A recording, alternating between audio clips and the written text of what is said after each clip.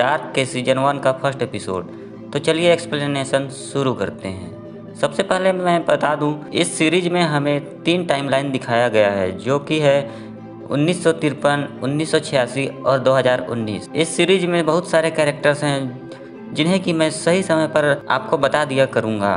Episode की शुरुआत होती है 2019 में, जहां माइकल कैनवर्ड खुद को फांसी लगाकर मार लेता है। मरने से पहले उसने एक सुसाइड नोट लिखा था, जिसमें उसने एक फिक्स डेट में नोट पढ़ने का वार्निंग दिया था, और डेट था 4 नवंबर को रात 10:13 के बाद ही खोला जाए। यह नोट माइकल की मां के पास था, जिसका नाम इनस कैनवर्ड था। माइकल का एक बेटा था जोनस, जो कि अपने पिता की मौत के बाद बहुत ही डिप्रेशन में रहता था, और वह अपना क्लास भी बहुत दिनों से अटेंड नहीं कर रहा था। इसके अलावा जोनस एक मेंटल थेरेपी भी कर रहा था, जिससे कुछ दिन बाद वह अच्छा महसूस कर रहा था। जोनस की मां हेना का चक्कर अल्रिक नील्सन के साथ चल रहा था। अल्रिक एक पुलिस ऑफिसर था, और इन दोनों के चक्कर के बारे में अल्रिक के परिवार वालों को किसी को भी नहीं पता था। वहीं जोनस कई दिनों के बाद स्कूल जाता है, और उसे वहां उसका बेस्ट फ्रेंड बार्थोस टाइडमैन मिलता है। दोस्तों, इस सीरीज में टाइडमैन परिवार भी बहुत इम्पोर्टेंट भूमिका में है। बार्थोस मार्था नील्सन को डेट कर रहा था, और इस सीन में हमें पता चलता है कि मार्था पहले जोनस की गर्लफ्रेंड थी। इस शहर में एरिक नाम का लड़का करीब 13 दिनों से लापता था, और अल्रिक उस लड़का को खोजने का काम कर रहा था। अल्रिक पुलिस ऑफिसर था, और उसके सीनियर ऑफिसर का नाम शोरले डोपलर था। फिर से आपको बता दूं, इस सीरीज में डोपलर परिवार भी बहुत ही महत्वपूर्ण भूमिका में है। इस केस के छानबीन करते समय हम व्यूवर्स को इस शहर की बहुत ही अजीब व गरीब बातें जानने को मिलती है। पहली बात तो ये कि आज से ठीक 33 साल पहले अल्रिक का भाई मैट भी एकदम अचानक से लापता हो गया था, और प्रेजेंट में एरिक का गायब होने पर अल्रिक की मां जेन का कहना था कि आज 33 साल बाद सब कुछ रिपीट हो रहा है। दूसरी तरफ हम लापता एरिक को एक रूम में देखते हैं, जहां वो सोने की कोशिश कर रहा था, और इस रूम में बहुत ही लाउड म्यूज़िक बज रहा था। सीन चेंज होता है तो हमें वापस से स्कूल के बच्चों को दिखाया जाता है, जहां ये बच्चे कुछ ड्रग्स के बारे में बात कर रहे होते हैं। बातों ही बातों में हमें पता चलता है कि एरिक ने गायब होने से पहले विंडन केव के पास ड्रग्स को कहीं छुपा दिया था, और ये बच्चे रात में उसी ड्रग्स को लाने का प्लान बना रहे थे। इस प्लान के अनुसार रात में स्कूल में पेरेंट टीचर मीटिंग होगी, और ठीक उसी वक्त ये बच्चे विंडन केव के पास जाकर उस ड्रग्स को लेकर आ जाएंगे। इस ड्रग्स को लाने के प्लान में अल्रिक के तीनों बच्चे मैग्नस, मार्था और मिकिल थे, जिनमें मिकिल सबसे छोटा था, और साथ ही जोनस और बार्थोस भी इस टीम में थे। जब रात को ये सभी विंडन केव के पास जाते हैं तो उन्हें वहाँ फ्रांसिस्का डोपलर मिलती है, जिसने पहले से ही उस ड्रग्स को खोज लिया था। फ्रांसिस्का शोरले डोपलर की बेटी थी। अगर आपको याद हो तो शोरले एक पुलिस इंस्पेक्टर है, जो कि अल्रिक की सीनियर है। ड्रग्स को लेकर इन बच्चों में बहस होने लगती है। तभी अचानक केव से डरावनी आवाज़ें आने लगती है। इस आवाज़ के बाद इन बच्चों के टॉर्च लाइट ब्लिंक होने लगते हैं। इससे डरकर ये सभी बच्चे वहाँ से भागने लगते हैं। दूसरी तरफ हम एक बूढ़े इंसान को देखते हैं, जो कि पेरेंट टीचर मीटिंग को डिस्टर्ब करता है। बूढ़ा इंसान बार बार यही बड़बड़ा रहा था कि ये सब दोबारा हो रहा है। इस बूढ़े आदमी का नाम हेल्गे डॉपलर है, जो कि शोरले डॉपलर का ससुर है। सीन चेंज होता है बच्चों पर। बच्चे विंडन केव से डरकर वापस भाग रहे थे। भागने के चक्कर में जोनस एक जगह गिर जाता है, और उसे उसका मृत पिता दिखाई देते हैं, जो कि खून से लथपथ थे। जोनस तुरंत ही वहां से डरकर भाग जाता है, और बाकी बच्चों के पास पहुंच जाता है। सब कुछ शांत होने के बाद ये बच्चे नोटिस करते हैं कि इस भागम भाग में इस ग्रुप का सबसे छोटा बच्चा मिकिल गायब है। सभी बच्चे एकदम से डर जाते हैं। सभी बच्चे तुरंत अपने पेरेंट्स को कॉल करते हैं, और अल्रिक अपने छोटे बेटे के गायब होने से बहुत ही परेशान हो जाता है। अल्रिक पूरी पुलिस फोर्स के साथ मिकिल को खोजने जंगल में जाता है, और उन्हें जंगल में एक बच्चे की लाश मिलती है। अल्रिक डरते हुए इस बच्चे का चेहरा देखता है, तो उसे पता चलता है यह लाश मिकिल का नहीं है। इस लाश की आंखें और कान पूरी तरह से जली हुई थी, और इस लाश के पास एक बहुत ही पुराना वॉकमैन मिलता है, जिसमें से 1980 के गाने बज रहे थे, और इस बच्चे के कपड़े भी 1980 के बच्चों के कपड़े की तरह ही थी। दूसरी तरफ हम आइनस कैनवर्ड को देखते हैं। और यहाँ हमें पता चलता है आज 4 नवंबर है। ठीक रात 10:13 में आइना सुसाइड नोट खोलकर पढ़ती है, फिर एकदम से रोने लगती है। इस सुसाइड नोट में क्या लिखा था ये हमें बाद के एपिसोड में पता लगता है। इधर हमें गायब हुए एरिक को एक ब्लू रूम में देखते हैं और एरिक की आंखों और कानों को एक मेटल से कवर पाते हैं। यहाँ एक आदमी था जिसने एरिक को एक एक्सपेरिमेंटल कुर्सी में बांध कर रखा था। यह आदमी एक कॉइन का लॉकेट बनाकर एरिक को पहना देता है और पहला एपिसोड यहीं पर ख़त्म होता है। एपिसोड के शुरुआत में हमें दिखाया जाता है कि विंडन शहर में हमेशा लाइट्स फ्लिकर करते रहते हैं और जब भी ऐसा होता है तो बहुत सारे बर्ड्स मृत पाए जाते हैं। दूसरी तरफ हम अल्ड्रिक को देखते हैं जो कि जंगल में मिले बच्चे की शव का जांच करवा रहा होता है। तो डॉक्टर बताती है कि इस बॉडी के ईयर ड्रम बुरी तरह से फट चुके हैं और ऐसा जनरली तभी होता है जब किसी को बहुत तेज़ी से घुमाया जाता है। और सबसे ज़्यादा आश्चर्य की बात यह थी कि इस बच्चे के पूरे कपड़े 80s के ज़माने की थी और इस बच्चे के गले के लॉकेट में जो सिक्का था उस पर सन 1986 लिखा हुआ था और ये सभी बातें बहुत ही आश्चर्यजनक था।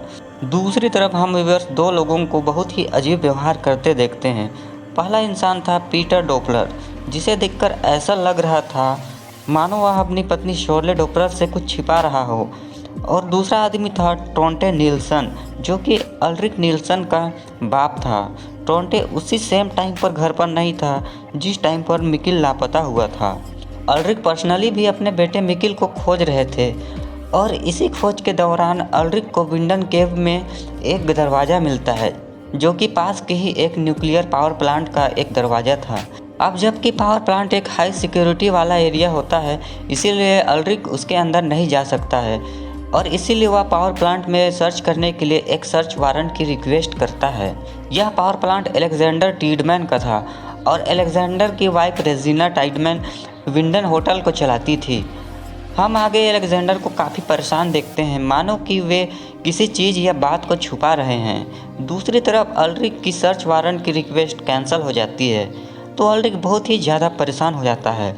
अल्ड्रिक पर्सनली अलेक्जेंडर से रिक्वेस्ट करता है कि वे उसके बेटे मिकिल को खोजने में उसकी हेल्प करें और परेशान होने के कारण अल्ड्रिक हैना को भी इग्नोर कर रहा होता है जिसके साथ अल्ड्रिक का अफेयर चल रहा होता है। हैना काफ़ी कोशिश करती है कि उसका और अल्ड्रिक का अफेयर आगे भी अच्छे से चलता रहे, पर अल्ड्रिक का ऐसा कोई मूड नहीं था। सीन चेंज होता है जहां हमें जोनस को दिखाया जाता है जिसे हमेशा अपने बाप का डरावना सपना आता रहता है। जोनस घर में अपने पिता के कमरे में काफ़ी खोजबीन करता है जहां से उसे एक नक्शा मिलता है जो कि विंडन केव का मैप था और मैप में विंडन केव के बारे में बहुत सारी बातें लिखी हुई थी। दूसरी तरफ हम एक स्ट्रेंजर को देखते हैं जो कि विंडन केव से बाहर आ रहा होता है और उसके हाथ में एक ब्रीफकेस था। वह वहां से विंडन होटल जाता है और वहां पर वह एक कमरा रेंट पे लेता है। फिर कमरे में जाकर कमरे के दीवारों में बहुत सारे न्यूज़पेपर्स की कटिंग को चिपकाता है।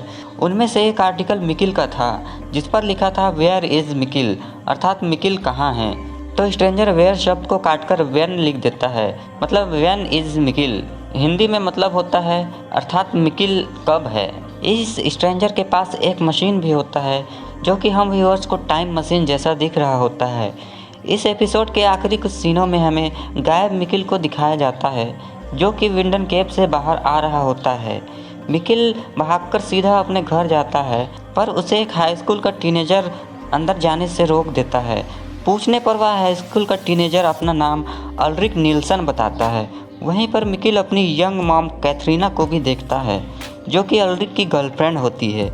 वहीं पास में पड़े एक न्यूज़पेपर को उठाकर मिकिल उसमें डेट देखता है तो उसमें डेट होता है 5 नवंबर सन 1986। मतलब कि दोस्तों मिकिल किसी तरह टाइम ट्रेवल करके 33 साल पास्ट में आ गया है और यहाँ वह अपने ही माता पिता के यंगर वर्जन से मिल रहा होता है और एपिसोड 2 यहीं पर ख़त्म होता है। इससे पहले कि एपिसोड को शुरू करें मैं आपको इन चारों फैमिली के सभी मेंबर्स का इंट्रोड्यूस करा दूं क्योंकि 1986 में कुछ अलग अलग मेंबर्स भी हैं और बाकी मेंबर्स भी यंग हैं।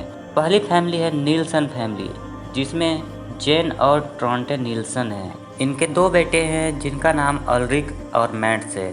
मैट्स फिलहाल मिसिंग है। और दूसरी फैमिली है टाइडमैन फैमिली। टाइडमैन फैमिली में ईगॉन सबसे बूढ़े मेंबर हैं। ईगॉन एक पुलिस ऑफिसर है और उसकी बेटी का नाम क्लोडिया है। क्लोडिया की एक बेटी है जिसका नाम रेजिना टाइडमैन है। तीसरी फैमिली है कैनवुल्ड फैमिली और इस फैमिली में सिर्फ आइनस कैनवुल्ड है जो कि एक ऑर्फनेज चलाती है।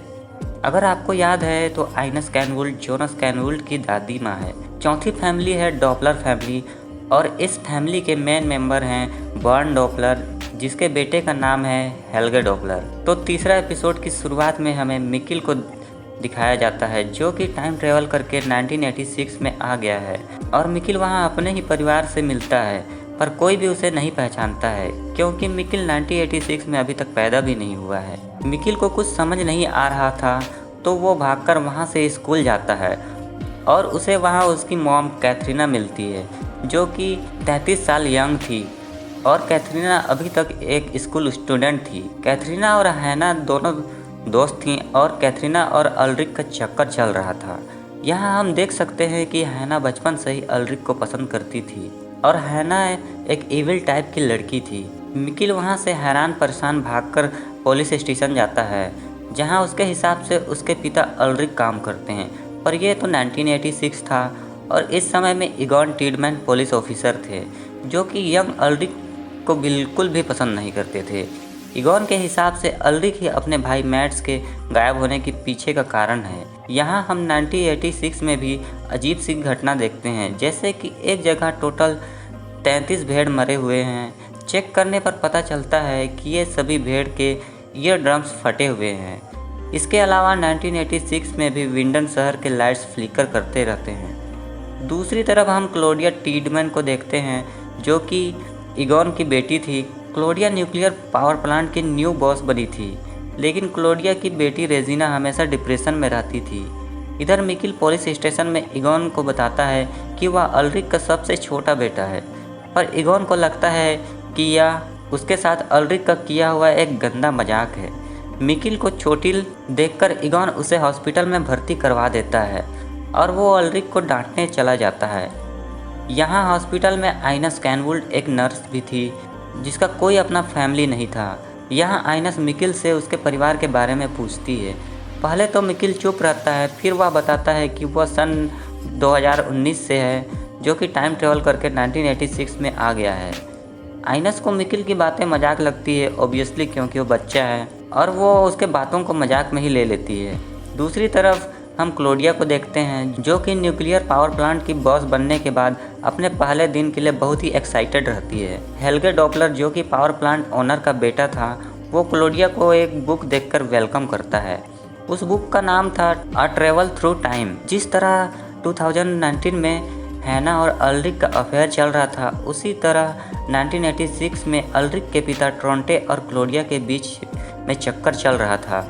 काम करते समय क्लोडिया पावर प्लांट के फाइलों में कुछ गड़बड़ी पाती है तो वह इस बात को पावर प्लांट के ओनर बर्न डॉपलर को बताती है, तो बर्न इस बात को सबसे छुपाकर रखने को कहता है और वो क्लोडिया को एक जगह ले जाता है जहां पर हजारों की संख्या में बैरल थे जिसमें कि न्यूक्लियर पावर प्लांट के न्यूक्लियर वेस्ट थे। सीन चेंज होता है जहां हॉस्पिटल में मिकिल होता है और वह वहां से भाग जाता है। मिकिल वहां से भागकर सीधा विंडन केव की ओर जाता है क्योंकि उसे उसके असली घर जाना था। मिकिल ठोकर खाकर वहां गिर जाता है। दूसरी तरफ हम 2019 में अल्रिक को देखते हैं जो कि अपने बेटे मिकिल को सेम केव में खोज रहा था। इस सीन में हम व्यूवर्स मिकिल और अल्रिक को एक ही जगह पर देखते हैं, पर वे अलग अलग समय पर होते हैं। इसके अलावा हम व्यूवर छोटी शोरले को भी देखते हैं जो कि मरे हुए चिड़िया को इकट्ठा कर रही होती है। एपिसोड की लास्ट में हम एक वैज्ञानिक को देखते हैं जो कि एक मशीन बना रहा होता है और यह मशीन सेम वैसे ही दिख रही थी जैसे कि हमने 2019 वाले टाइमलाइन में एक स्ट्रेंजर के पास देखा था। मतलब कि साइंटिस्ट भी टाइम मशीन बना रहा होता है और एपिसोड 3 यहीं पर ख़त्म होता है। तो दोस्तों, फोर्थ एपिसोड की शुरुआत प्रेजेंट यानी कि 2019 में होती है जहां हम विंडन शहर के लोगों को थोड़ा सतर्क होते हुए देखते हैं क्योंकि हाल ही में इस शहर से एरिक और मिकिल नामक बच्चे लापता हो गए हैं। एरिक को हमने फर्स्ट एपिसोड में अजीब से नीले रूम में देखा था और मिकिल तो 1986 में टाइम ट्रेवल करके पहुंच चुका है। इसके अलावा विंडन शहर के जंगल में एक अनजान बच्चे की बॉडी भी मिली थी और कोई भी अभी तक उस बॉडी को पहचान नहीं पाया है। आगे के सीन में हम हेल्गे डॉपलर को देखते हैं जो कि हमें एकदम परेशान दिख रहे थे। वो बार बार जंगल की तरफ भागते थे और उनका ये कहना था कि वो किसी को रोकना चाहते हैं। दूसरी तरफ हेल्गे का बेटा पीटर डॉपलर अपनी बीवी शोरले से कुछ छुपा रहा था और आगे के कुछ सीन में हमें पता चलता है कि पीटर और शोरले की शादीशुदा जिंदगी अच्छी नहीं चल रही है। इसकी वजह यह थी कि कुछ समय से पीटर लड़कों की तरफ ज़्यादा अट्रैक्ट हो रहा था। इनके 2 बच्चे थे जिनका नाम फ्रांसिस्का और एलिजाबेथ था, जिनमें से एलिजाबेथ गूंगी और बहरी थी। शहर में बच्चों के गायब होने के कारण शोरले अपने बच्चों को खुद ही स्कूल ड्रॉप करने जाती थी और स्कूल में एलिजाबेथ का एक क्लोज फ्रेंड था जिसका नाम यासीन था। एलिजाबेथ को ड्रॉप करने के बाद शोरले मृत पक्षियों पर रिसर्च करने जाती है, जिससे उन्हें पता चलता है कि इन पक्षियों के भी ईयर ड्रम्स फटे हुए हैं। अपने तहकीकात के दौरान शोरले उस टाइम के सीसीटीवी फुटेज चेक करती है जिस समय मिकिल गायब हुआ था। एक फुटेज में उसे अपना पति पीटर कार में जाते दिखाई देता है। इस फुटेज को देखकर शोरले को पीटर पर और ज़्यादा शक होता है। अपने तहकीकात को आगे बढ़ाते हुए शोरले जंगल में एक केबिन की तरफ जाती है जिसे डॉपलर फैमिली कई पीढ़ी से ऑन कर रहे थे। इस केबिन में उन्हें लाल मिट्टी मिलती है। ये काफ़ी वियर्ड बात थी क्योंकि विंडन शहर में लाल मिट्टी कहीं भी नहीं थी। छानबीन करते हुए उन्हें पावर प्लांट से कॉल आता है कि अल्ड्रिक बिना परमिशन के ही पावर प्लांट के फैंस को जंप करके अपने बेटे मिकिल को खोज रहे थे। शोरले अल्ड्रिक को वहां लेने जाती है। दूसरी तरफ हम जोनास को देखते हैं जो कि अपने पिता के रूम में मिली मैप को स्टडी कर रहा था। वो इस मैप को फॉलो करते हुए विंडन केव के अंदर जाता है। इस सीन के दौरान हम स्ट्रेंजर को भी देखते हैं जो कि जोनास पर नज़र रख रहा था। केव के अंदर कुछ नहीं मिलता है जिसकी वजह से वो घर वापस आ जाता है। जब जोनास सोने जाता है तब वो स्ट्रेंजर जोनास के कमरे में जाकर उस मैप में कुछ क्लू लिखकर वहाँ से चला जाता है। सीन चेंज होता है एलिजाबेथ की तरफ जो कि अपना क्लास ख़त्म होने के बाद अपनी माँ का इंतज़ार कर रही थी। किसी का ना आने के कारण वह पैदल ही अपने घर की तरफ जाने लगती है और इसके ठीक बाद उसके पिता पीटर डॉपलर उसे लेने स्कूल आ जाते हैं। एलिजाबेथ के ना मिलने के कारण उसके पिता पीटर को लगता है कि कहीं एलिजाबेथ भी अन्य बच्चों की तरह गायब हो गई है। वह तुरंत शोरले को कॉल करता है और सभी मिलकर एलिजाबेथ को खोजने लगते हैं। बहुत ढूंढने के बाद भी एलिजाबेथ नहीं मिलती है, लेकिन रात को अचानक वो घर पर आ जाती है। पूछने पर एलिजाबेथ इशारों में ही बताने लगती है कि जब वह पैदल घर आ रही थी तब उसे एक अनजान आदमी मिला जिसका नाम नोवा था। नोवा ने एलिजाबेथ को एक घड़ी दिया था और यह घड़ी असल में शोरले की थी जो कि कई सालों पहले ही खो गई थी। दूसरी तरफ हम शोरले को मैग्नस के साथ गुलू गुलू करते देखते हैं और आगे के कुछ सीन में हमें हेल्गे डॉपलर को देखते हैं जो कि किसी नोवा को रोकने की बातें कर रहे थे। 4th एपिसोड के फाइनल सीन में हम एक हुडी वाला इंसान को देखते हैं जो कि एलिजाबेथ के बेस्ट फ्रेंड यासीन को ले जाने आया था। इस इंसान का कहना था कि उसे नोवा ने भेजा है और एपिसोड 4 यहीं पर ख़त्म होता है। एपिसोड की शुरुआत में हमें पता चलता है कि विंडन शहर से एक और बच्चा गायब हो चुका है। ये बच्चा कोई और नहीं यासीन था। यासीन के गायब होने से एलिजाबेथ एकदम उदास रहती थी। एलिजाबेथ की मदद से शोरले ने नोवा का स्केच बनवा लिया था। शोरले अपने पति पीटर से भी इन्वेस्टिगेट करती है कि क्या उसे इस मिसिंग केसेस के बारे में कुछ पता है, पर पीटर इनकार कर देता है। दूसरी तरफ हम व्यूअर्स हैना को देखते हैं जिसका बिहेवियर कुछ अजीब था क्योंकि अल्ड्रिक अपने बेटे मिकिल के गायब होने के कारण बहुत ज़्यादा परेशान था और उस पर ध्यान नहीं दे रहा था। हैना सीधे अल्ड्रिक के घर पहुंच जाती है ये बोलकर कि उसने नीलसन्स के लिए खाना बनाया है। उसके इस हरकत से अल्ड्रिक की बीवी कैथरीन को इनके चक्कर होने का शक हो जाता है। अल्ड्रिक हैना को उसके घर पर ड्रॉप कर देता है और कार में ही अल्ड्रिक इस अफेयर को परमानेंटली ख़त्म करने की बात कहता है। अफेयर ख़त्म होने की बात को सुनकर हैना बहुत ज़्यादा अपसेट हो जाती है, तो वह डिसाइड करती है कि वो अल्ड्रिक का ज़िंदगी बर्बाद कर देगी। घर वापस आने पर कैथरीन अल्ड्रिक से पूछती है कि क्या उसका चक्कर हैना के साथ चल रहा है, बट अल्ड्रिक ना बोलकर वहाँ से चला जाता है। यहाँ से कहानी स्विच होकर 1986 में जाती है जहाँ हम इन सभी कैरेक्टर्स को टीनेज में देखते हैं। बचपन से ही हैना अल्ड्रिक को पसंद करती थी। पर अल्रिक कैथरीन को पसंद करता था। तो यहाँ हैना अपने डैड के साथ किसी काम से हॉस्पिटल जाती है और इसी हॉस्पिटल में मिकिल भी था। नर्स आइनस कैनवोल्ड मिकिल से उसके पेरेंट्स के बारे में पूछ रही थी, लेकिन मिकिल कोई भी जवाब नहीं दे रहा था। तभी वहाँ नोवा मिकिल से मिलने आता है और नोवा का कहना था कि वो एक चर्च का प्रीस्ट है। नोवा मिकिल से भगवान से जुड़ी बातें करने की कोशिश करता है, पर मिकिल तो 2019 से था, इसीलिए वो इन सब बातों को साइंटिफिकली कंपेयर करने लगता है। अब मिकिल का 1986 में कोई नहीं था, इसीलिए उसे अनाथालय में जाना पड़ता। तो नर्स आइनस, जो कि खुद भी अकेली रहती थी, तो वह डिसाइड करती है कि वो मिकिल को गोद लेकर अपने साथ रखेगी। इसी हॉस्पिटल में छोटी हैना का मुलाकात मिकिल से होती है। मिकिल हैना को कुछ मैजिक ट्रिक्स दिखाता है। मिकिल हैना से बोलता है कि वह फ्यूचर से आया है, बट जाहिर सी बात है हैना उस पर भरोसा नहीं करती है। हैना अपने बाप के साथ वहाँ से चली जाती है और कोइंसिडेंटली वो एक ऐसी जगह पर पहुँचती है जहाँ अल्रिक और कैथरीन फर्स्ट टाइम सेक्स करने का प्लान कर रहे थे। हैना छुप कर इन दोनों का कार्यक्रम देख लेती है। क्योंकि हैना को अल्रिक बहुत ज़्यादा पसंद था, तो उसे बहुत ज़्यादा बुरा लगता है। गुस्से में हैना अपने पुलिस ऑफिसर बाप से झूठ बोलती है कि अल्रिक ने कैथरीन के साथ रेप किया है और यह बात पुलिस स्टेशन तक पहुंच जाती है। हैना ईगोन टाइडमन को बताती है कि अल्रिक ने कैथरीन का रेप किया है, जिसे उसने अपनी आंखों से देखा है।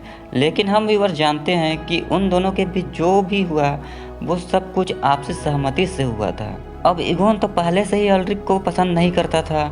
मौका मिलते ही ईगोन अल्रिक को जेल में बंद कर देता है। यहाँ खास बात यह थी कि इस घटना के आई विटनेस को गुप्त रखा गया था, जिससे अल्रिक को कभी पता नहीं चल पाया कि उसका कंप्लेन हैना ने किया था। कहानी वापस 2019 में आती है, जहां बार्थोस को नोवा कॉल करता है और बार्थोस को ऐसा लगता है कि नोवा एरिक का ड्रग डीलर है। नोवा बार्थोस को मिलने बुलाता है, तो बार्थोस जोनस के साथ वहां जाने का प्लान करता है। इधर हम हुडी वाले स्ट्रेंजर को देखते हैं, जहां वो होटल के मैनेजर रेजिना टीडमैन को एक पार्सल देता है, जिसे वो जोनस तक पहुंचाने कहता है। उसी शाम यह स्ट्रेंजर जोनस से मिलता है और वो जोनस से बातें करने की कोशिश करता है। इस स्ट्रेंजर का कहना था कि वो जोनस के पिता को जानता था और जोनस के पिता ने कभी उसकी जान बचाई थी। यह स्ट्रेंजर कुछ वियर्ड बातें करता है और आखिरी में वो जोनस से यही कहता है कि उसे सही डिसीजन लेना होगा। अब दोस्तों, जोनस को बार्थोस के साथ नोवा से मिलने जाना था, पर वो वहाँ जाने के बजाय मार्था का एक प्ले देखने चला जाता है। मार्था से मिलने पर वो उसे बताता है कि वो इतने दिनों से स्कूल इसीलिए नहीं आया क्योंकि वह थेरेपी करवा रहा था। बातों ही बातों में ये दोनों किस करते हैं। दूसरी तरफ नोवा बार्थोस को एक कार में पिकअप करता है और सरप्राइजिंगली 2019 में भी नोवा एकदम उसी एज का था जितना कि वो 1986 में मिकिल से मिलने पर था। नोवा बार्थोस से बात करता है और थोड़ी देर बाद वो बार्थोस को ड्रॉप करके चला जाता है। अब दोस्तों, 2019 में विंडन शहर से कई बच्चे गायब हो चुके थे। किसी भी बच्चे का पता नहीं चलने पर पुलिस ऑफिसर अल्रिक और शोरले बहुत ज़्यादा परेशान रहते थे। यहाँ शोरले का कहना था कि उसके दादाजी हमेशा बिग बैंग और टाइम से जुड़ी बातें करते रहते थे। उनके हिसाब से हमारा कैलेंडर गलत है। उनका कहना था कि एक साल में 365 दिन नहीं होते हैं। इनफैक्ट हर 33 साल के बाद सब कुछ रिपीट होता रहता है, क्योंकि 33 साल के बाद हर प्लैनेट की पोजीशन और सोलर लूनर साइकिल एकदम सेम में हो जाते हैं। शोरले को सब कुछ रिपीट होते लग रहा था, मानो कि ये सब एक मैसिव डेजा वू है। इन सब बातों के दौरान शोरले को नोवा का स्केच मिल जाता है। सीन जोनस की तरफ चेंज होता है, जिसे घर आकर स्ट्रेंजर द्वारा भेजी गई पार्सल मिलती है। इस पार्सल के अंदर एक फ्लैश लाइट थी, एक डायरेक्शन बताने वाली अजीब सी मशीन थी और साथ ही एक लेटर था। ये लेटर वही लेटर था जिसे जोनस के पिता ने मरने से पहले लिखा था और इस लेटर में एक बहुत ही बड़ा राज छुपा था। लेटर में लिखा था कि वो 4 नवंबर 2019 से टाइम ट्रेवल करके 1986 में पहुंच जाता है और वो कभी वापस आया ही नहीं। वह वहीं पास्ट में रुक गया। माइकल कोई और नहीं, मिकिल ही था, जिसका नाम आइनस ने चेंज करके मिकिल से माइकल कर दिया था। जी हाँ दोस्तों, 1986 में आइनस कैनवुड ने मिकिल को पाला और आगे जाकर मिकिल की शादी हैना से हुई और जोनस उनका बेटा है और हम जानते हैं कि मिकिल अल्रिक का बेटा है। हाँ, ये सब कुछ बहुत कंफ्यूजिंग है इसे मैं आपको सिंपल वे में बताता हूँ। 2019 में मिकिल अल्ड्रिक का सबसे छोटा बेटा था, लेकिन 4 नवंबर को मिकिल टाइम ट्रेवल करके 1986 में पहुंच जाता है। मिकिल का नाम माइकल हुआ और वो 1986 वाले टाइमलाइन में पला बढ़ा और बड़े होने पर उसकी शादी हैना से हुई और जोनस उन दोनों का बेटा था। यहाँ पास्ट से फ्यूचर और फ्यूचर से भी पास्ट अफेक्ट हो रहा है और यहाँ पूरी टाइमलाइन एक सर्कल जैसी है जहाँ इवेंट्स रिपीट होते हैं। ये तो सिर्फ माइकल का सर्कल है, पूरे डार्क सीरीज में हमें ऐसी माइंड ब्लोइंग सर्कल्स बहुत ज़्यादा देखने को मिलेंगे। लास्ट के कुछ सीन्स में हम स्ट्रेंजर को देखते हैं जो कि एक कमरे में जाता है जहाँ बहुत सारी घड़ियाँ टंगी हुई थी। अंदर एक बूढ़ा था और ये स्ट्रेंजर उस बूढ़े से टाइम से रिलेटेड बातें करने लगता है और एपिसोड 5 यहीं पर ख़त्म होता है। इस एपिसोड के शुरुआत में कुछ फालतू की बातें होती है जिसे कि मैं एकदम शॉर्ट में बताऊंगा। पहली बात यह कि कैथरीन को अपने पति अल्ड्रिक और हैना के बीच के अफेयर के बारे में पता चल जाता है और अल्ड्रिक कैथरीन से माफ़ी मांगता है। इसके अलावा हमें ये भी पता चलता है कि रेजिना टाइडमैन को ब्रेस्ट कैंसर होता है। इधर अल्ड्रिक गायब हुए बच्चों के केस को एक अलग ही नज़रिए से इन्वेस्टिगेट करता है। वो 1986 में गायब हुए अपने भाई मैट्स के केस पर भी ध्यान देना स्टार्ट कर देता है। अल्ड्रिक को पता चलता है कि 1986 में जिस रात मैट्स गायब होता है उसी रात उसके पिता ट्रोंटे भी घर पर नहीं होते हैं। ये पता लगते ही अल्ड्रिक तुरंत अपने पिता ट्रोंटे से पूछताछ करने लगते हैं। इस पूछताछ से ट्रोंटे गुस्सा हो जाते हैं। इसी बहस के बीच में अल्ड्रिक की मां जेन आती है और वो अल्ड्रिक को बताती है कि ट्रोंटे के कई अफेयर्स थे और मैट्स जिस रात गायब हुआ था उसी रात को ट्रोंटे क्लोडिया टीडमैन के साथ थे। जेन आगे बताती है कि अल्ड्रिक और मैट्स बचपन में बहुत झगड़ते थे और मैट्स के चिन्ह पर एक कट का निशान था। बातों ही बातों में हमें पता चलता है कि गायब होने से पहले मैट्स रेजिना टीडमैन के साथ था और ये सुनते ही अल्ड्रिक फ़ौरन रेजिना से पूछताछ करने जाता है। रेजिना से पूछताछ के दौरान हमें पता चलता है कि बचपन में रेजिना अल्ड्रिक और कैथरीन से बहुत ज़्यादा डरती थी, लेकिन मैट्स उसका एक अच्छा फ्रेंड था। अल्ड्रिक और कैथरीन हमेशा रेजिना को परेशान करते रहते थे और ऐसे ही एक दिन परेशान होने के बाद वो मैट्स के साथ घर वापस आ रही थी। रास्ते में ही मैट्स जंगलों में गायब हो गया जबकि रेजिना घर वापस पहुंच गई थी। अब दोस्तों आपको तो याद ही होगा कि 1986 में हैना ने अल्ड्रिक को ये बोलकर पुलिस कंप्लेन कर दी थी कि उसने कैथरीन के साथ ज़बरदस्ती करा है, लेकिन यहाँ हमें पता चलता है कि हैना ने अल्ड्रिक के पास जाकर भी एक झूठ बोला था कि कंप्लेन उसने नहीं रेजिना ने किया था। ये बात आज 33 साल बाद जाकर क्लियर होती है जब रेजिना ने अल्ड्रिक को बताया कि हैना बचपन से ही अल्ड्रिक को पसंद करती है और अल्ड्रिक तो कैथरीन के साथ था, तो हैना ने उसे बर्बाद करने का ठान लिया था और हैना बचपन से ही एक इविल टाइप की लड़की थी।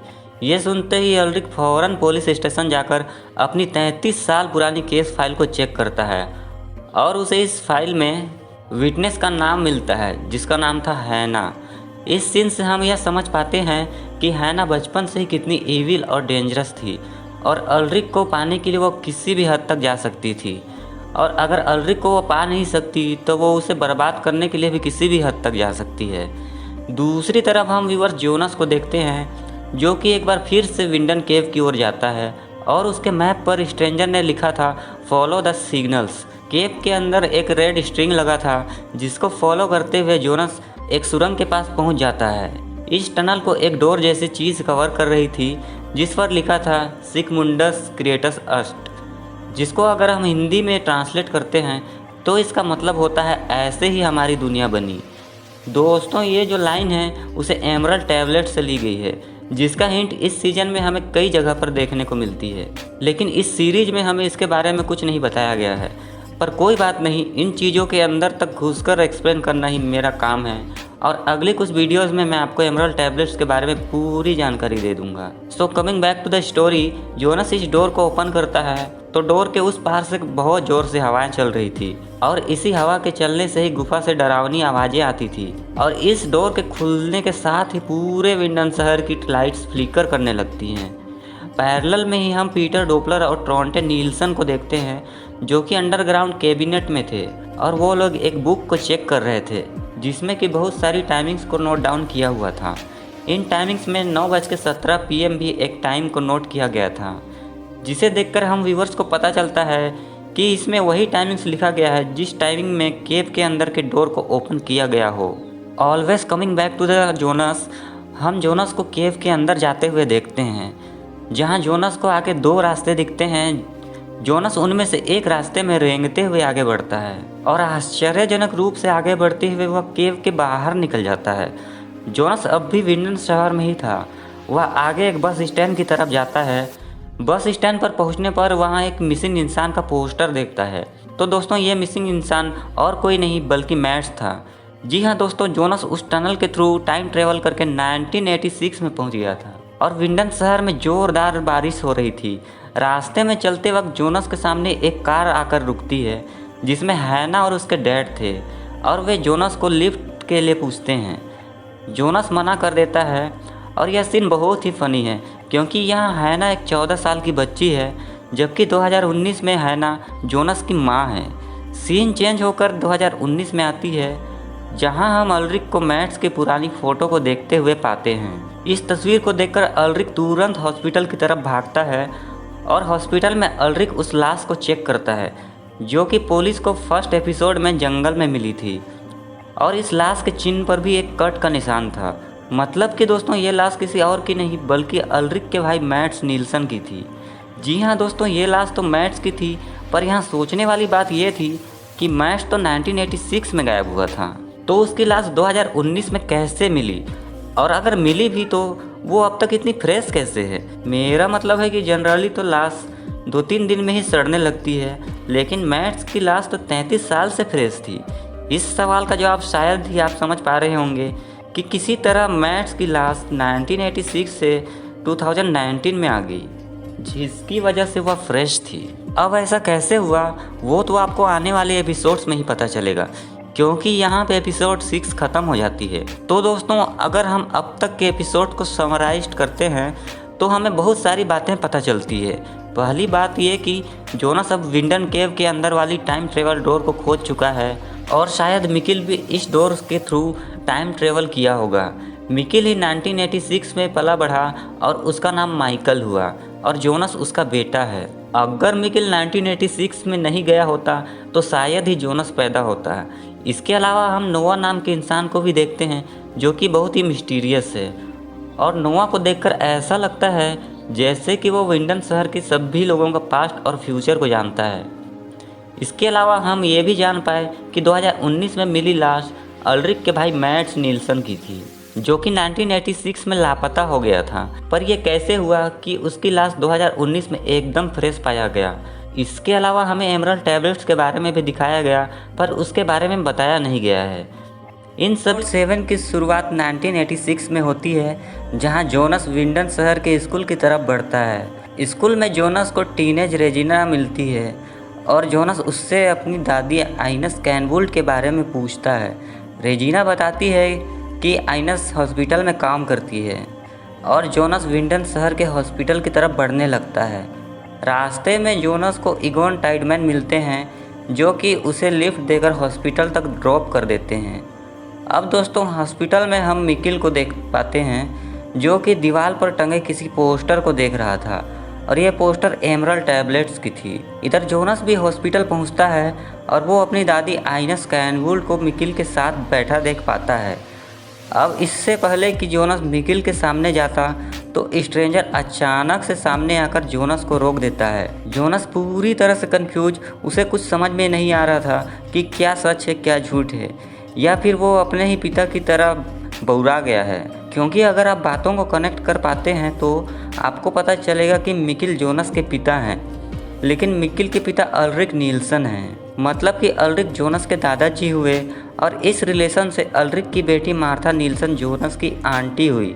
और आपको याद दिला दूं कि जोनस ने 2019 में मार्था को किस किया था, मतलब कि उसने अपनी ही आंटी को किस किया। स्टोरी पर वापस आते हैं तो जोनस चाहता था कि वह मिकिल को 2019 में वापस ले जाए, पर स्ट्रेंजर जोनस को समझाता है कि अगर उसने ऐसा किया तो वह खुद के ही एग्जिस्टेंस को मिटा देगा, क्योंकि अगर मिकिल वापस गया तो जोनस कभी पैदा ही नहीं होगा। सीन चेंज होकर यंग अल्रिक पर फोकस करती है जो कि अब तक जेल में ही बंद था और उसे जेल से निकालने के लिए यंग कैथरीन स्टेटमेंट देती है कि उन दोनों के बीच में जो कुछ भी हुआ था वह आपसी सहमति से हुआ था।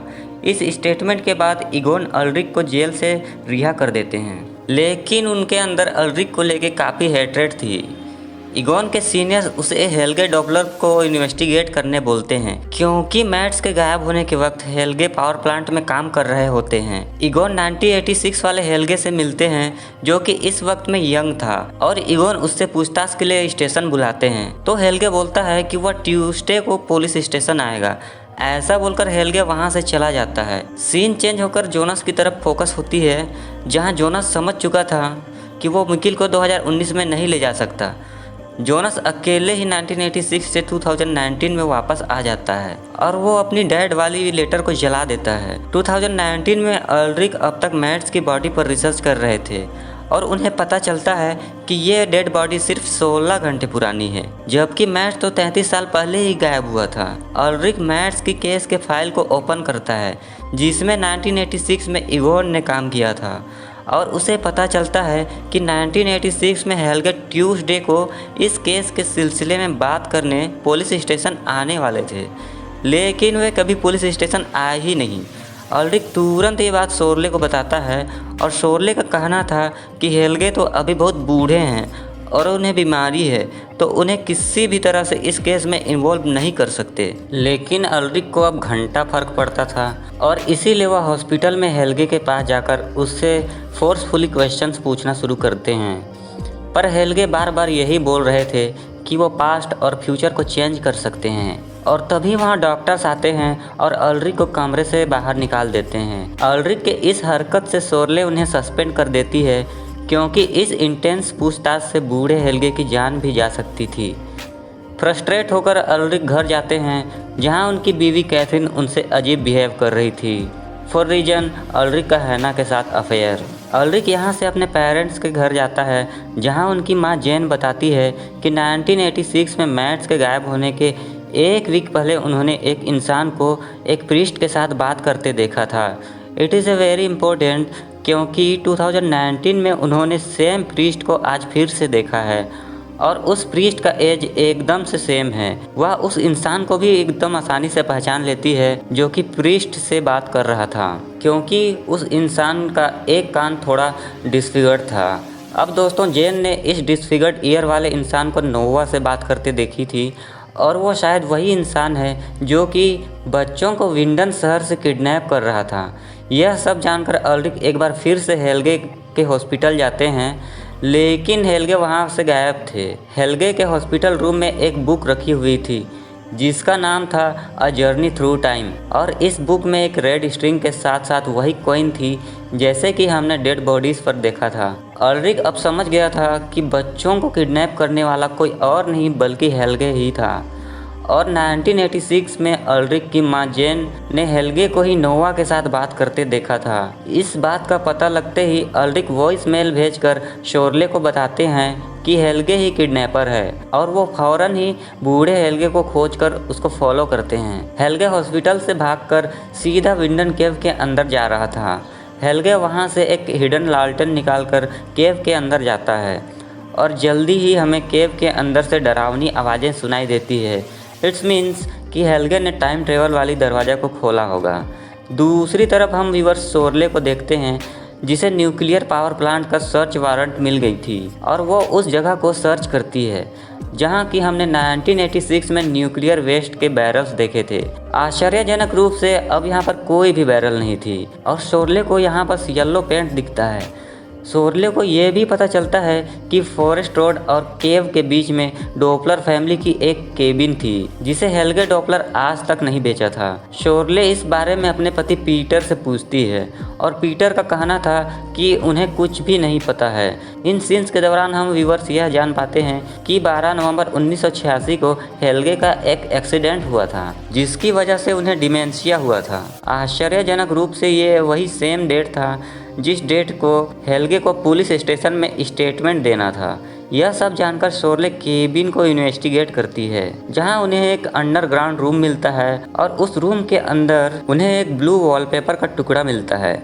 अब अगर आपको याद हो तो मैंने स्टार्टिंग के एपिसोड में एक ब्लू रूम का जिक्र किया था जहां पर एक्सपेरिमेंट किया जा रहा था, वो भी बच्चों पर। एपिसोड के लास्ट कुछ सीन में हम देखते हैं कि 1986 वाले हेल्गे जो कि यासिन के डेड बॉडी को ठिकाने लगा रहा था और इस डेड बॉडी की आंख और कान जली हुई थी।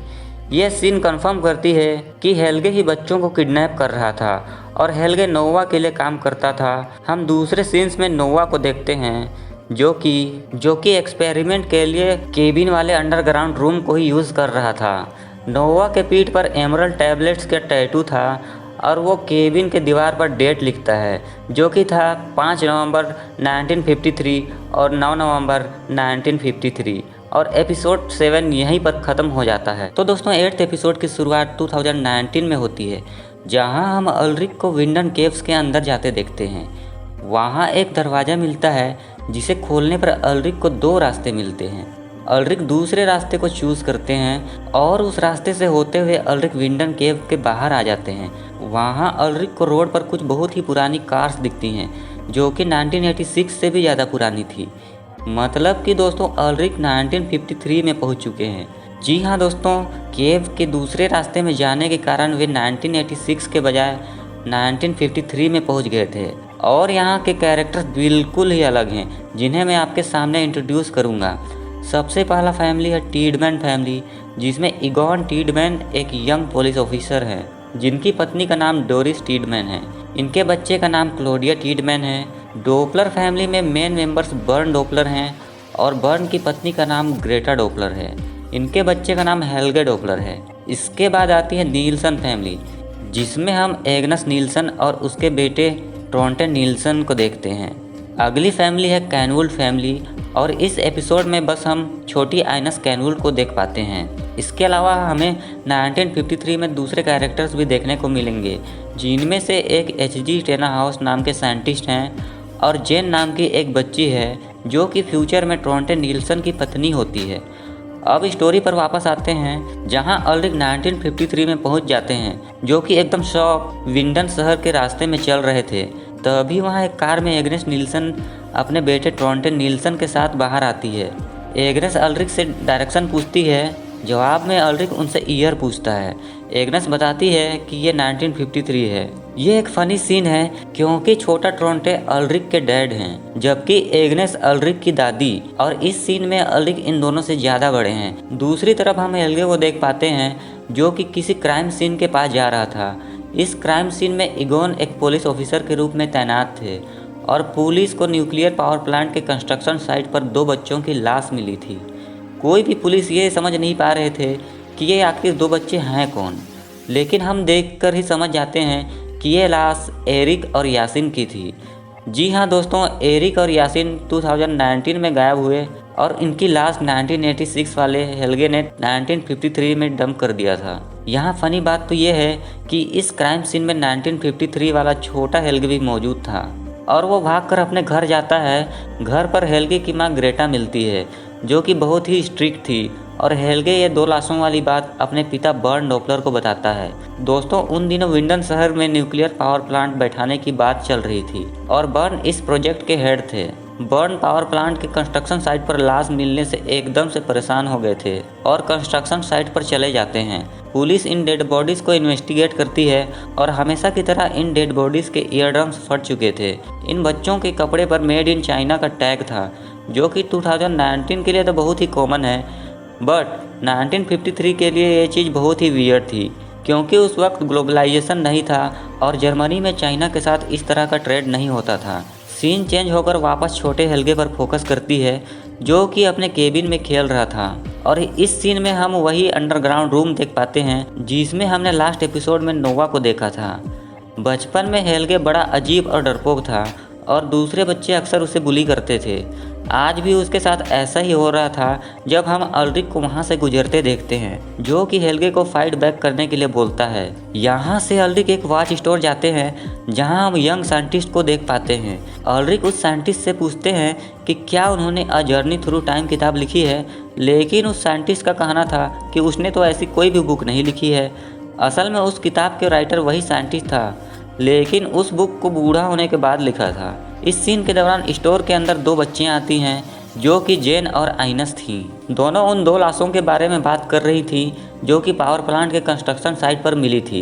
इनकी बातों को सुनकर अल्रिक तुरंत पावर प्लांट की तरफ भागने लगता है।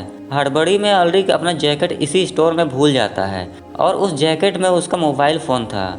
यह मोबाइल उस साइंटिस्ट के हाथ लगती है जो कि मोबाइल देखकर एकदम हैरान था, क्योंकि उसने पहले कभी कोई ऐसी चीज़ नहीं देखी थी। अब हम अगर हेल्गे की बात करें तो एकदम बेवकूफ़ बच्चा था और उसे बचपन से क्लोडिया टीडमैन पढ़ाया करती थी और हेल्गे डरपोक किस्म का बच्चा था।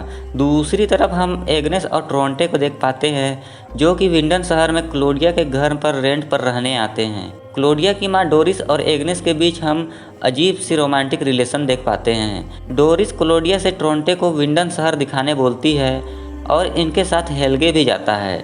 ये तीनों बच्चे विंडन केव्स के पास जाते हैं और हेल्गे को यहाँ ये बात पसंद नहीं आ रही थी कि क्लोडिया ट्रोंटे को ज़्यादा भाव दे रही है। इसीलिए वह क्लोडिया के कुत्ते को एक लकड़ी लाने का कमांड करता है जिसे वह विंडन केव्स के अंदर फेंक दिया था। केव के अंदर जाने के बाद ये कुकुर कभी वापसी नहीं आया और इगोन इस कुकुर को अपने बेटी क्लोडिया के लिए खोजने जाते हैं। इन सब बातों के बीच हमें पता चलता है कि छोटे ट्रोंटे के हाथों पर सिगार से जलने के निशान हैं, बट हमें यह बात पता नहीं चलता कि आखिर ये जलने के निशान आए कैसे। दूसरी तरफ अल्रिक पुलिस स्टेशन जाते हैं क्योंकि लाशों को पावर प्लांट से हटा दिया गया था और अल्रिक डिमांड करता है कि उसे ये डेड बॉडीज चेक करनी है। चेक करने पर यह बॉडीज मिकिल की नहीं थी। अल्रिक वहाँ से निकलकर हेल्गे डॉपलर को खोजना शुरू करता है क्योंकि वह जान चुका था कि किडनैपर हेल्गे है और अगर हेल्गे को 1953 में ही मार दिया जाए तो शायद उसका बेटा 2019 में किडनैप ही ना हो।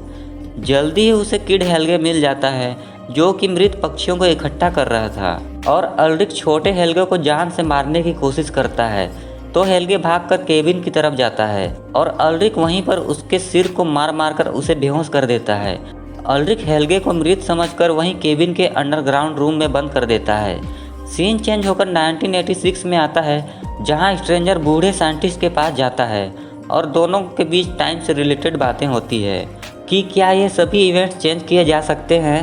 तो वो साइंटिस्ट बताता है कि ये उसी टाइप का सिचुएशन है जैसा कि पहले मुर्गी आया या फिर अंडा, क्योंकि किसी को भी पता नहीं है कि पहले क्या है, क्योंकि यहाँ पर पास्ट, प्रेजेंट और फ्यूचर सभी एक दूसरे से इंटरकनेक्टेड हैं और ये एक सर्कुलर लूप है। इस डिस्कशन के बाद स्ट्रेंजर बताता है कि वह फ्यूचर से आया है और साइंटिस्ट ने इस बुक में जो भी लिखा है वो सब बातें सच है और वो ये भी बताता है कि विंडन शहर के केव्स में एक वर्म होल है जो कि न्यूक्लियर पावर प्लांट के ब्लास्ट होने से बना है और स्ट्रेंजर साइंटिस्ट को एक टाइम मशीन दिखाता है जिसे कि इसी साइंटिस्ट ने बनाया है और स्ट्रेंजर इस टाइम मशीन की मदद से वर्म होल को नष्ट करना चाहता था ताकि सब कुछ सही हो जाए। फिलहाल तो ये टाइम मशीन ख़राब थी और स्ट्रेंजर चाहता था कि साइंटिस्ट इस टाइम मशीन को फिक्स कर दे। इस मशीन को देखकर साइंटिस्ट एकदम शॉक्ड हो जाता है और वो स्ट्रेंजर को वहाँ से जाने को कहता है। स्ट्रेंजर के जाने के बाद हम साइंटिस्ट को एकदम सेम मशीन ओपन करते देखते हैं, यानी कि इस टाइम में साइंटिस्ट के पास 2 टाइम मशीन थी जो कि अलग अलग टाइमलाइन से थी। एपिसोड के लास्ट सीन में हम एक बूढ़ी औरत को देखते हैं जो कि बहुत सारे फ़ोटोज़ को दीवार पर लगा रही थी और ये ईयर ना तो 1953 है, ना तो 1986 और ना ही 2019। मेरे ख्याल से ये 2052 है और एपिसोड 8 यहीं पर ख़त्म होता है। तो एपिसोड 9 की शुरुआत में हम हेल्गे के पेरेंट्स को उसको खोजते हुए पाते हैं। हेल्गे के पिता बर्न डॉपलर पुलिस में रिपोर्ट करवाते हैं और वो इगोन को किसी भी तरह से हेल्गे को खोजने बोलते हैं। इगोन को अल्रिक के ऊपर शक होता है क्योंकि अल्रिक कुछ समय पहले डेड बॉडीज़ के बारे में पूछ रहे थे और अल्रिक उससे हेल्गे के बारे में भी पूछा था। दूसरी तरफ हम नोवा को 1953 में देखते हैं जो कि हमेशा की तरह सेम दिख रहा था। ग्रेटा डॉपलर नोवा से बातें कर रही थी और नोवा उन्हें हेल्गे के गायब होने पर ढाढ़स दे रहे थे। यहाँ ग्रेटा नोवा को बताती है कि वो अपने बेटे हेल्गे को बिल्कुल पसंद नहीं करती थी क्योंकि हेल्गे प्यार का नतीजा नहीं था। नोवा यहाँ कुछ मिस्टीरियस बातें बोलकर प्रे करता है। इधर इगोन अल्रिक को विंडन शहर में ढूंढ रहा था और उसे अल्रिक विंडन केव की तरफ जाते दिखता है। यहाँ इगोन अल्रिक का पीछा करता है और इससे पहले कि अल्रिक विंडन केव के अंदर जाता वह उसे पकड़ लेता है। इस सीन में अल्रिक को पता चलता है कि उन दोनों बच्चों की लाश जो कि पुलिस को मिला था वो अभी तक डेड है, क्योंकि हेल्गे के मरने के बाद सब कुछ ठीक हो जाना चाहिए था, क्योंकि 1986 वाले हेल्गे ने ही उनको किडनैप किया था और वो अगर 1953 में ही मर जाता तो ये किडनैपिंग होती ही नहीं। लेकिन दोस्तों छोटा हेल्गे अभी तक किसी तरह से ज़िंदा था। और अल्ड्रिक के मारने के कारण ही उसका एक कान डिसफिगर्ड हो गई थी। सीन चेंज होकर 1986 में आती है, जहां यंग अल्ड्रिक जेल से बाहर आ चुका था और हैना अल्ड्रिक और कैथरीन से झूठ बोलती है कि उसका पुलिस कंप्लेंट रेजिना ने किया है। इस वजह से अल्ड्रिक और उसकी गर्लफ्रेंड कैथरीन दोनों रेजिना से नफरत करते हैं और एक शाम फॉरेस्ट में वो दोनों रेजिना को बुली करते हैं। ठीक उसी वक्त फॉरेस्ट में हम एक लड़का को देखते हैं जिसके हाथ में एक पिस्टल थी और उस लड़के को देखकर ऐसा लग रहा था कि उसे गोली लगी है। अल्ड्रिक और कैथरीन को रेजिना को परेशान करते देख उन दोनों को गन दिखाकर वहां से भगा देता है। यह लड़का कोई और नहीं बल्कि एलेक्जेंडर था, जो कि फ्यूचर में रेजिना का हस्बैंड होगा। और एलेक्जेंडर ही 2019 में पावर प्लांट ओनर था। यहाँ ट्विस्ट ये थी कि एलेक्जेंडर का असली नाम बोरिस नीलवुड था और वो अपनी आइडेंटिटी को छुपा रहा था। एलेक्जेंडर अपना बोरिस नाम वाला पासपोर्ट वहीं फॉरेस्ट में छुपा देता है और यहाँ हम यंग हैना को देख पाते हैं, जो कि एलेक्जेंडर को उसके पासपोर्ट छुपाते देख लेती है। एलेक्जेंडर जॉब पाने के लिए पावर प्लांट जाता है और 1986 में पावर प्लांट का बॉस क्लोडिया थी, जो कि एलेक्जेंडर के काम वाला जज्बा को देखकर काफ़ी प्रभावित थी। क्लोडिया एलेक्जेंडर को एक सीक्रेट काम देती है, जहां उसे एक हिडन डोर बनाना था और वो डोर पावर प्लांट को विंडन केव से कनेक्ट करेगा। दोस्तों, ये वही जगह है जहां न्यूक्लियर वेस्ट के बैरल रखे थे। जब क्लोडिया वहां बैरल चेक करने जाती है तो उसे वहां उसका कुत्ता मिलता है, जो कि आज से 33 साल पहले 1953 में केव्स के अंदर खो गया था। अब दोस्तों, क्लोडिया एक शातिर औरत थी, तो वो power plant owner burn Doppler के पास जाती है। तो बर्न उसे बताता है कि इस समर में उस पावर प्लांट में एक एक्सप्लोजन हुआ था जिसमें कि रेडियो एक्टिव मटेरियल्स लीक हुए थे और बर्न क्लोडिया से ये बात विंडन शहर के लोगों से छुपाने बोलता है। अब अगर आपको याद हो तो 2019 में बूढ़े हेल्गे भी केव के अंदर गए थे, पर वे अल्ड्रिक की तरह 1953 में नहीं पहुंचे थे। वे दूसरा रास्ता लेकर 1986 में आ गए थे, जहां वे अपने ही यंगर सेल्फ से बात करना चाहते थे। 1986 में आज ट्यूसडे थी और 1986 वाले हेल्गे को आज पुलिस स्टेशन में अपना स्टेटमेंट देनी थी। इंस्पेक्टर इगोन उसे खोजते हुए उसके घर तक आते हैं, पर हेल्गे इगोन की नज़र से बचते हुए छुप जाते हैं। इसके बाद वो केबिन के अंदर जाता है, जहां वो नोवा के साथ मिलकर टाइम ट्रेवल वाली चेयर को फिक्स करने की कोशिश करता है। इस सीन में हम देख पाते हैं कि हेल्गे अपने आप को बहुत गिल्टी महसूस कर रहा था, क्योंकि इस एक्सपेरिमेंट में कई मासूम बच्चों की जान जा रही थी और वो ये बात नोवा को बोलता है। तो नोवा का बोलना था कि जिस तरह आइंस्टीन अपने एक्सपेरिमेंट को अंत तक काम कर रहे थे, ठीक उसी तरह इन्हें भी काम करते रहना होगा और नोवा चीज़ों को फिक्स करना चाहता है। सीन चेंज होकर 2019 में आती है, जहां कैथरीन अपने पति अल्ड्रिक को खोजते हुए हैना के घर जाती है। यहां हैना और कैथरीन के बीच लड़ाई होती है। इस लड़ाई के दौरान हैना फिर से झूठ बोलती है कि उनके अफेयर को उसने ही ख़त्म किया है। हैना कैथरीन से और भी झूठ बोलती है कि अल्ड्रिक कैथरीन से प्यार नहीं करता है और इन बातों को सुनकर कैथरीन बहुत रोती है। इधर हैना अल्ड्रिक को बर्बाद करना चाहती थी, इसीलिए वो पावर प्लांट ओनर एलेक्जेंडर के पास जाती है। हैना उससे बोलती है कि उसे एलेक्जेंडर की पूरी सच्चाई पता है, जहां एलेक्जेंडर का असली नाम बोरिस नीलवुड है। जी हाँ दोस्तों, 1986 में हैना ने एलेक्जेंडर का पासपोर्ट को चुरा लिया था और 2019 में वो एलेक्जेंडर को ब्लैकमेल करना शुरू करती है। हैना बोलती है कि एलेक्जेंडर को अपनी पावर्स का इस्तेमाल करके अल्ड्रिक को बर्बाद करना होगा, वरना वो उसकी रियल आइडेंटिटी के बारे में पुलिस को बता देगी। एलेक्जेंडर की लाइफ में बहुत से सीक्रेट थे, उनमें से एक सीक्रेट ये भी थी कि उसने ही बैरल्स को ट्रक में भरवा कर कहीं छुपा दिया था। इधर हम स्ट्रेंजर को इस लोकेशन पर पहुँचते देखते हैं, जहाँ से वो बैरल से कुछ सैंपल निकाल कर चला जाता है।